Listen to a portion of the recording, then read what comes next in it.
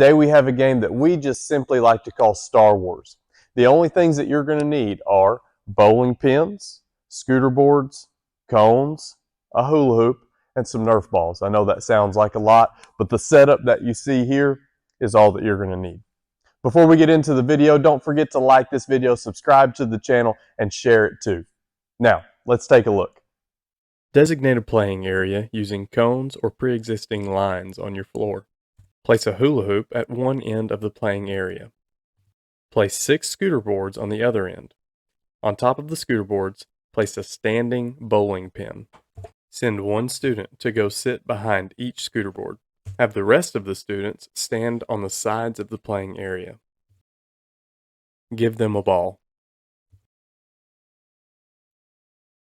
So the way that the people at the scooter boards win the game is they have to be the first one to roll their scooter board with the bowling pin standing on it to the hula hoop, which is the Death Star, and place their bowling pin in the hula hoop. It's important to note that when they do this, it needs to be standing. Otherwise, kids are just going to try to pick their bowling pin up off their scooter board as they're coming and toss it into the Death Star, and we don't want that. Now, there are a few things that make this game a little bit more difficult. Kids have to keep their hands on the handles at all times. So they can't be taking their hand off, touching their bowling pin, anything like that. As a matter of fact, if any part of their body touches the bowling pin, like their arm, or if they're trying to hold it with their chin, or any part of their body touches that pin, they have to stop where they're at, pick up their equipment, and go back to the starting line and start over. Also, if at any point that bowling pin falls over, which is more difficult than you might think, then they also have to start over.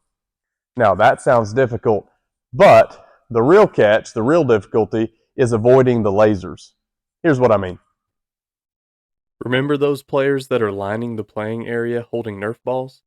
They are the X-Wings. Their job is to throw those Nerf balls at the bowling pins on the scooter boards.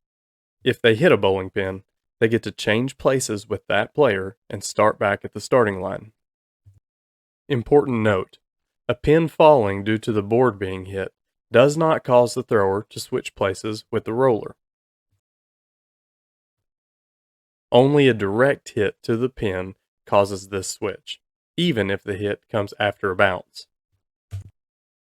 Continue the game until a player is able to place their pin in the Death Star. This player is the winner.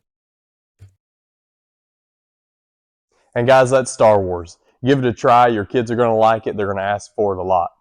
Before you leave me, please subscribe, like the video, and share it. And until next time, play hard and make a difference.